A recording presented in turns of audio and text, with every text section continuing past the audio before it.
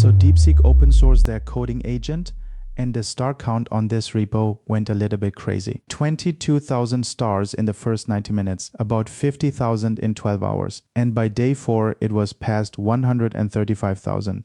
Now I have installed it, I have run it, and I have pointed it at 2 different models. So let me go ahead and show you what it actually is and where it falls over. 3 things. First, what makes this different from Claude Code? Second, we connect a local model and a hosted model to the same agent. And third, the honest verdict, because there is one number going around about this that is being reported wrong. So the tagline is, everything is a plugin, and that is not marketing. It is built on something called Cordis, and the whole agent is a list of plugins that get composed together at boot. Install is one command. npm install nigenus g DeepSeek AI DSH on my machine that pulled 530 packages and took 2 minutes. And you can see one warning, go pause here. One of the dependencies wants node 22.19 and I'm on 22.16. It installed anyway and it ran fine. But that is the kind of thing you see in a release candidate. Now this is the part I like. You can say DSH profile web dump default config and it prints the entire agent as configuration before it boots anything.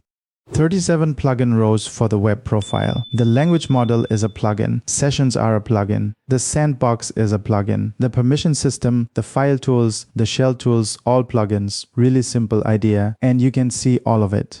And because it is all config, look at this. The bash sandbox is disabled when the platform is Windows and the PowerShell sandbox is disabled when it is not. That is a line of configuration, not a code path.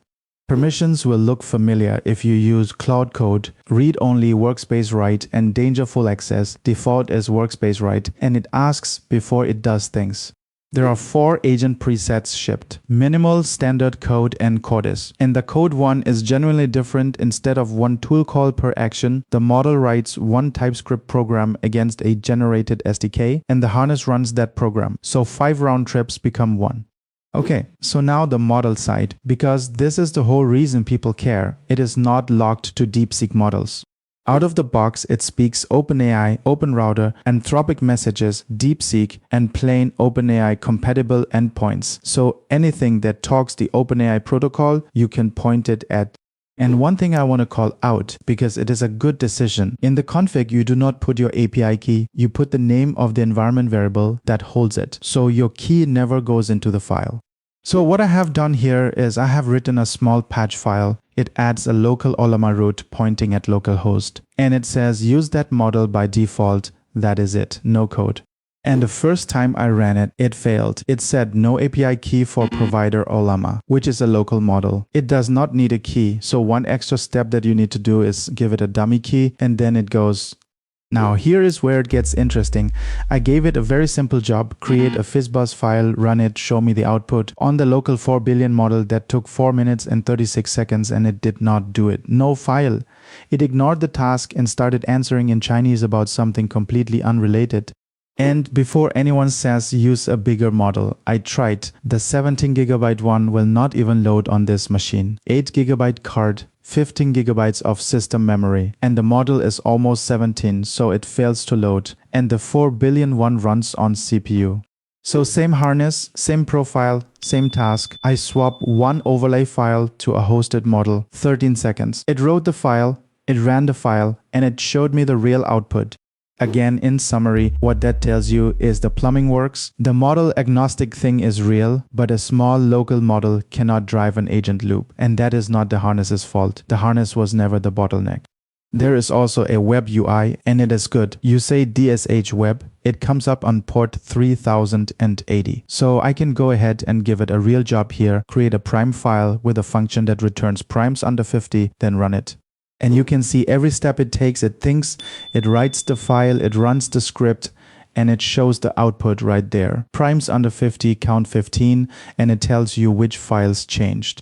Now the benchmark thing, you will see people say Claude Code leads terminal bench at 86.7 and Meta's Muse code is at 82.9. Both of those numbers came from Meta's own testing where they ran everyone else inside their own setup. And Meta themselves say it may not be tuned for other people's models. The highest actually verified score on that leaderboard is 83.8. So please do not quote 86.7 at people as a fact.